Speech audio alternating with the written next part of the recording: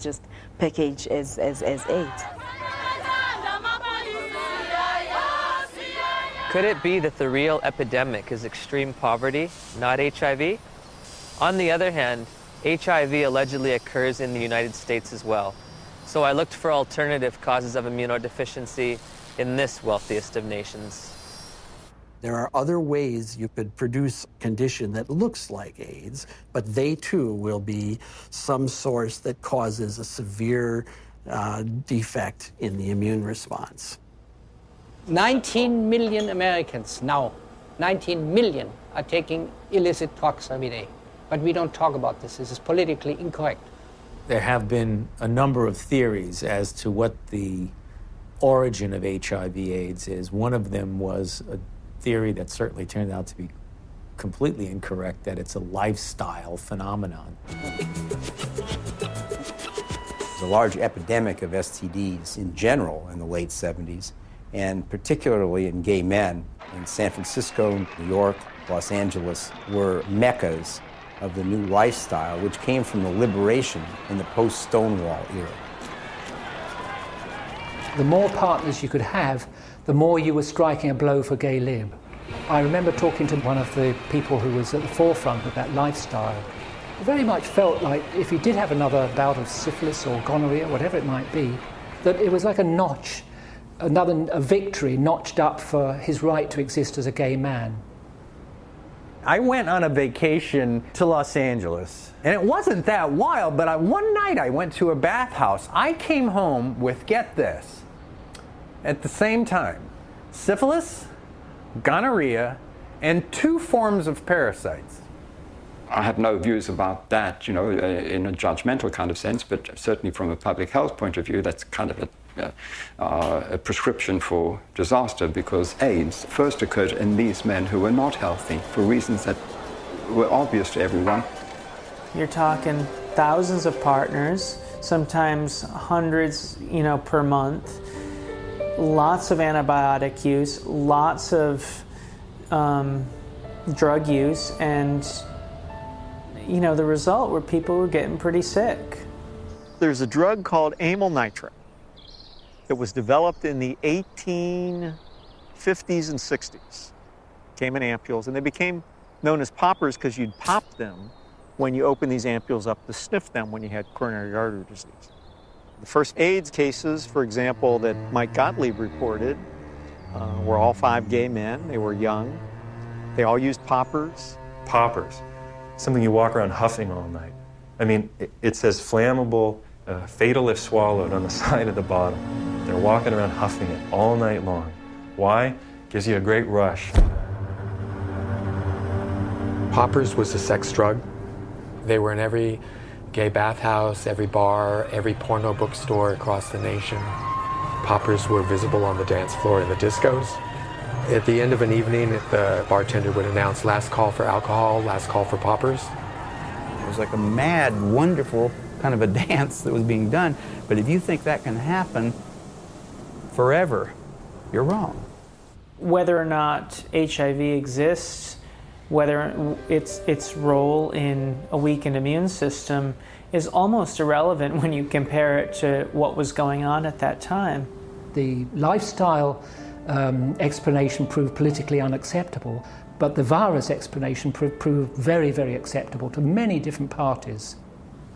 Pneumocystis pneumonia and Kaposi's sarcoma were the hallmark diseases for AIDS in the early years. To go back and deconstruct it and say, what exactly did cause pneumocystis carinea?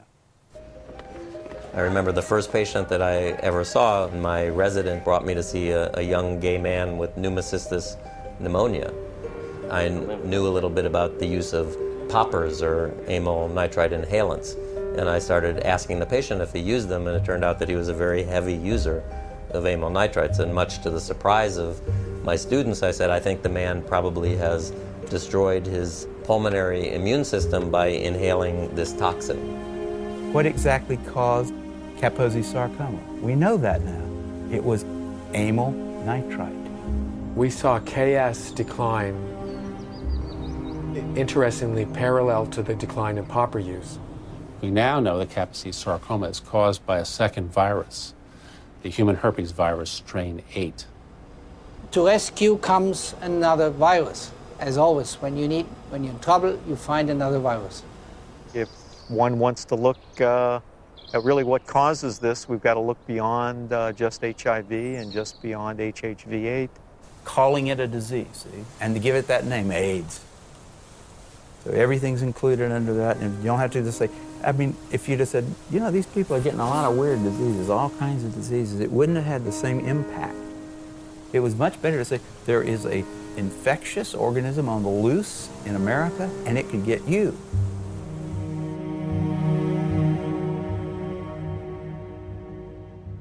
I had interviewed the world's leading HIV experts and discovered that the two benchmark diseases of AIDS have alternate explanations.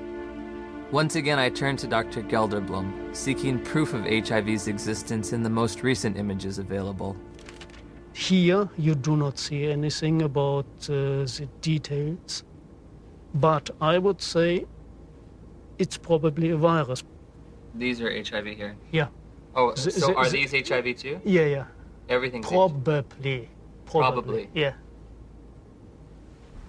What can I tell you? You know, I mean, it exists. Gallo said he had all these viruses, and it was a lie. I think HIV totally has turned out not to be the cause of AIDS. HIV has turned out not to be. Gelderblum's images, said to come from isolated HIV cultures, provided no proof for HIV's existence. So I asked Nobel laureate Dr. David Baltimore and Dr. Robin Weiss how they would isolate and photograph this elusive virus. Well, didn't Dr. Gallo do that? I mean, he actually isolated it, so... Yeah. I mean, why should I do all of this? This is all textbook stuff you're asking me. I'm not quite sure what's behind your question about isolation.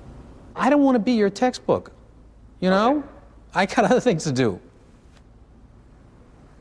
They're embarrassed. The scientists have been embarrassed about this. They know that it's flawed. In 1987, the CDC made two mind-boggling changes in the definition of AIDS, which are in effect today. You can be diagnosed with AIDS without ever having an HIV test. In 1987, I had a lesion on my arm, and it was KS. Kaposi sarcoma. A doctor diagnosed you with AIDS without an HIV test? Yeah. You can be diagnosed with AIDS if you've tested negative for HIV. Alvin Friedman Keene found 16 patients with Kaposi sarcoma among gay men in New York City in the 80s. They did not have HIV infection. Yet they had AIDS by our definition, right? In a World Health Organization publication, Dr. Chin writes, "It should be emphasized that the surveillance definitions for AIDS were not intended to be reliable indicators of HIV infection." If you have thousands of documented cases of AIDS without HIV, how can HIV cause AIDS? Why do you believe that HIV does cause AIDS? Because that's all the information that I've been given. Because we've never been taught anything different. We have read it, heard it. Because that's what the scientific community has told us. Scientists are supposed to observe, experiment, and reason from what they observe. They're not supposed to grab hold of an idea and cling to it and adjust everything else in their perceptions to fit that idea. I think an HIV positive test means that your life is forever changed. You have a whole new battery of things to consider for yourself. What does it mean to me? It's very hard to find anyone who supports you when you say, I don't think I'm going to die of HIV or AIDS. The typical model of HIV equals AIDS equals death. How invested am I going to be in that model? Everyone who's infected with HIV would like to deny it. I mean, it's a bad prognosis. It means you're going to take drugs for the rest of your life, et cetera, et cetera. So there's people who want to say, I'm one of the people who tested positive, but I'm not going to get the disease. Do I start treatment? Treatment meaning the antiviral drugs, if ever. We started taking Lindsay to a doctor at the Children's Medical Clinic. She gave us a prescription for retrovir syrup, which is AZT. It was so important for us to get something to help our baby that we sat on the floor in the pharmacy and gave her first dose. Shortly after Lindsay began AZT treatment, side effects began to emerge. Her eating habits changed quite a bit. She didn't eat well. She was hard to handle at the table. And then the leg cramps started. Once that started, it got progressively worse. She would just grab him and go, ow, you know, screaming in the middle of the night.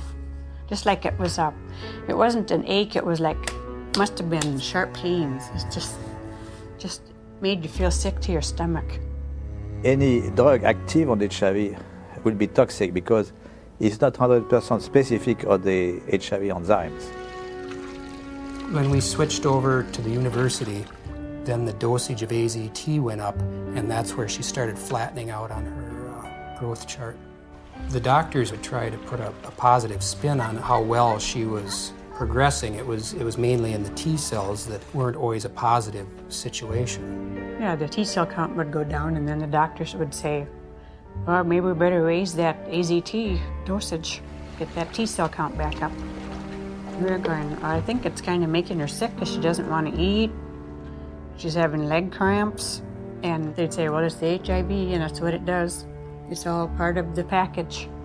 The treatment causes a very similar condition we would expect from an AIDS patient. That's why nobody noticed that there was something wrong with the treatment. I remember in 1992, after I first tested positive, I became involved in an organization called Women at Risk. There were 11 of us at the time on the board and involved in the group. All of us except 3 were on the medications. In the year and a half that I was involved with Women at Risk, every single woman in that organization on the drugs died. Every single one, except the 3 of us who weren't taking them.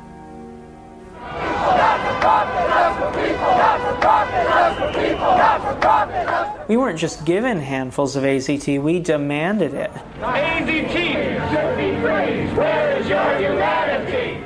We considered the FDA not giving us these things as being anti-gay instead of being responsible. And so we went and we lobbied and we pushed for all these things, and we didn't think clearly about what it was we were asking for. It's like that saying, be careful what you ask for, it may come to pass. That's the very reason why everybody believed HIV is a deadly virus, because the HIV positive patient at that time got a deadly treatment.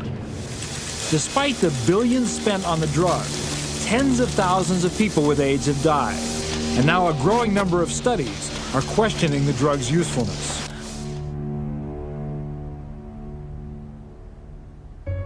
We just decided between ourselves in November to write to Peter Duisberg and say, sorry to bother you. Are you for real? And if Lindsay were your daughter, what would you do? On November 11th, we got a big package, and he said, you must take your daughter off AZT immediately or she will die from it like Kimberly Begalis. That is AIDS by prescription. You get immunodeficiency and you die from the tox. That is AIDS by prescription.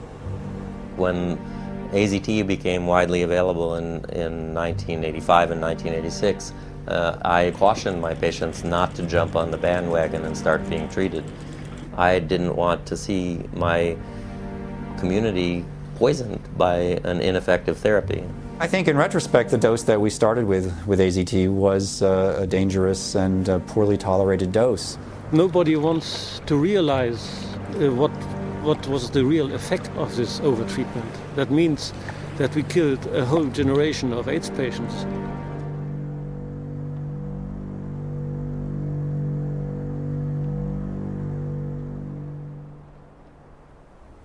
In '96, David Ho announced highly active antiretroviral therapy. Also known as the cocktail, because the treatment combined the newly developed protease inhibitors with older HIV drugs, such as the chemotherapy drug AZT. That was a revolution. What was an 100% fatal illness now could be treated. The AIDS medication today